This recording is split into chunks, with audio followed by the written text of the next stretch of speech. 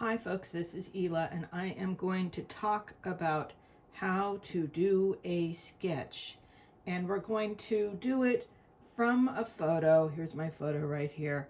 But eventually, hopefully you can also do this in real life from an actual landscape, although it is trickier because when you work from real life, you're having to flatten everything out. Everything is pre-flattened because you're watching this in a video. But when you're doing it in real life, things move, your head moves, your paper moves, and you have two eyes. So you literally have to close one eye to kind of flatten out the world and see what you want to see. So this is my reference photo that we're going to do today. But I'm going to show you some examples of what do I mean by sketch. And you know, you can sketch in a lot of different ways. But here we're talking about value study thumbnails. So you can see this is something I did from life. Here is a little picture I did of a house with some trees. And then I decided to zoom in, and you'll notice with these studies that I have gone monochromatic. And the reason why I've done this is because I want to keep track of the whites, the mediums, and the darks. And I'm going to simplify this even further and just have two colors on this one. So really deciding where exactly do you want to focus. There's this tendency when you go out in the world, you see something big and beautiful and you want to squeeze it all into your picture and you get overwhelmed, especially if you're not used to drawing. If you haven't done a lot of drawing, it gets overwhelming when you see all of this. So instead, you can just focus on a small area and draw just that area. And then you get overwhelmed by all the color and trying to get everything perfect. And what's really, really important in a composition is noticing where is it light and where is it dark. And you could do this with just the white of the paper, leave this white, and make this whatever my color is. Just to really make it clear in your head what the heck is going on. So here's some other ones where, oh my goodness, I did the color, but you can really see where the light and the dark colors are. There's no question which value is where. I've got really dramatic shifts between lights and darks in here. So I'm going to show you some examples of another artist doing this. So this is a really good book, Dare to Sketch, a guide for drawing on the go. And this is by Felix Scheinberger. There it is, Felix Scheinberger. And I've already got the pages marked already. So you can see how he has all these sketches, all these drawings from different, closer, farther away, right? How is it positioned on the paper? Letting it be slightly asymmetrical, letting things cut off the edge of the page, right? We want to just, our habit is to just try and fit everything in. And it's much more interesting if you let there be some dynamic tension within the picture plane, right? This is the picture plane. And I think this line in the middle is because the idea is that this is in a sketchbook and you're opening it up. But, having even just there's a guide, but if you put a line over here and you have it, suddenly this picture is more dynamic. So thinking about what are your choices? Even if you're not making a choice, you're still actually making a choice. And it's not going to be as interesting. So you can see all these sort of dynamic little, very loose sketches of these castles. He was traveling across Europe. He lives in Germany. And just thinking, what happens if you have a dark background? What happens if you, everything's, here's light. Here it's really, really clear where the lights and darks are. Punching it up by letting there be areas that are really dense and areas that are empty. Thinking about all the different ways you can add contrast just with value, just with shape. Exploring that, not just being hung up on color and then wondering why your composition isn't interesting. So you have way more choices than you realize. So doing things with intention. And you can see he did a bunch of them. I encourage you to play around and do a bunch of sketches of the same area. And see if you can sort of exhaust some of those ideas. Spend less time on each picture and more time on figuring out some interesting options and just keeping it to value. So here we go. We're back to this picture again. We're going to do this. So you can use any sort of, you could have a small square all cut out, but I've got these two L's because they're easier to cut, and it allows me to make my isolated area bigger or smaller. And I'm going to try and keep this kind of a 3/4 box, right? So 3 this way, 1, 2, 3, 4 that way. I drew these squares so that they're 4 inches this way, 3 inches that way. This is a really standard size for paintings and drawings. So we're just going to eyeball to make sure that this is the same. So I can move this around anywhere in here. I can make it really small, right? I mean, that's actually a lot of information right there. The farther up it is on this picture, the more information. If I put it down here, those shapes are going to be much bigger. But I hardly can find an area that isn't interesting. This thing is just full of interesting shapes. Lots of diagonal lines, which tend to be very dynamic. And we've got this nice alternation between light and dark blobs. What if I put this in the middle? It's going to feel different than what if I put it over there? That's also interesting if I make it asymmetrical. Or I could go the other way. So you can really look around and find a lot of interesting choices within just this composition.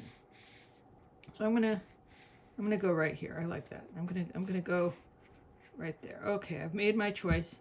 I want it to be a similar rectangle to this, right?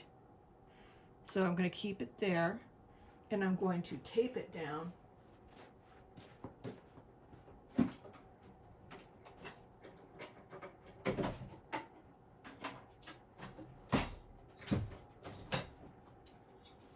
Forgot to get my tape, but I have some tape. Here I go.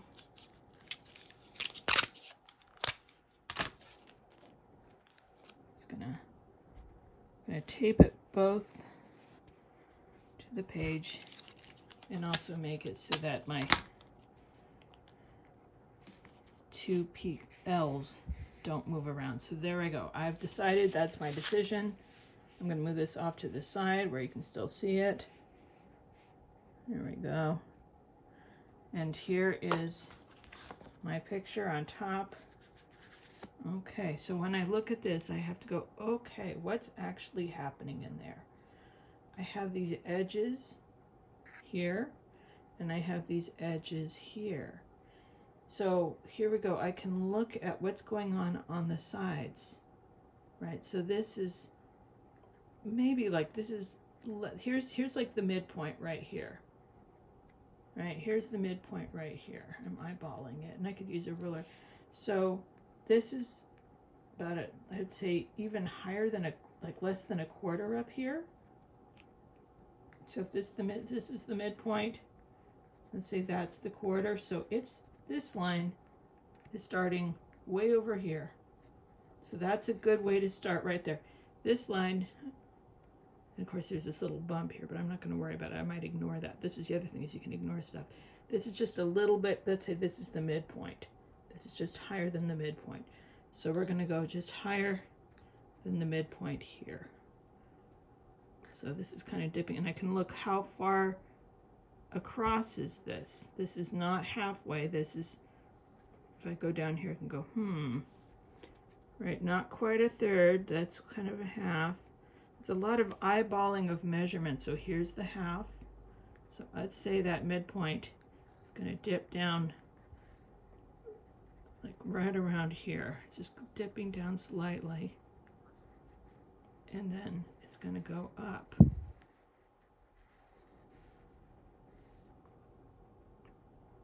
So I've copied that line just by measuring around those edges. And then this guy's just a little bit. Most of it is above, and it goes pretty close. It's almost to the top of that. I mean, honestly, that big dark blob all kind of becomes one. If I'm going to turn it into just blobs, It doesn't even really matter what it does up there. And then I have a sort of a dark blob down here. Right here's, I can look this down here. It's just to the right of that point. So I'm making this blob right to just the right of that point. And then there's another, just a slight blob over here. So that's my composition. I'm going to keep this light, and I'm going to make this whole area dark. I'm going to make this area dark and this area dark, and I'm not even going to worry about the middle values. I could turn it into 3. I could have this be white, medium, dark, but for the sake of time, and just to really prove that you can keep this simple, I'm going to just let that be white and one color. So here's my palette. I have a bunch of purple. I just put a little water on it. It's going to be very dark. This is a very intense purple. Doesn't have to be green. It's fun if you want to make it match, but you don't have to. This is a study. So I'm just going to put a little bit more water on my color here. And I have a tester sheet because I'm never without my tester sheet. Right, that's very dark. Testing it out. And now I can just go in straight in there if I want to and just color it in.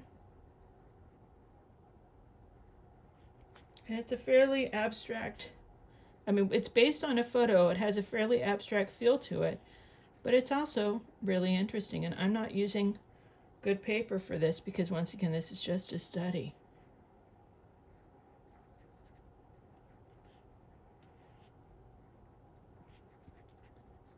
You can see the paper takes it really differently because it's not watercolor paper. You can do this with watercolor paper, but you can do it with drawing paper. You can do this with any kind of paper, and you don't have to do it with watercolor. You could use a marker. You could use a pencil.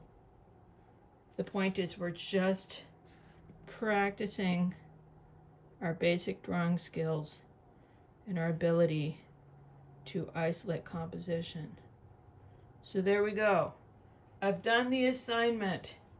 Let's see, if I want to, I could try and get that shadow a little bit more accurate up here. I think that goes up a little bit higher like that. But that's basically it. That is me doing the exercise. And I know it's not as glamorous or as exciting as when I paint something super realistic, but I'm learning something really interesting. I'm practicing my ability to copy a picture accurately and notice my lights and darks. And how do I make an interesting dynamic composition? This is an interesting composition. Only the top third of it has the dark color, right? And then we kind of have this sort of call and response between these blobs. I mean, you can talk about composition theory quite a bit, but a lot of it is just playing around.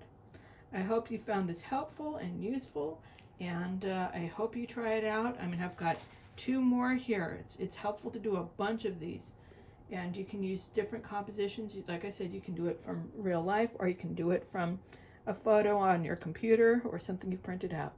Okay, take care. Bye-bye.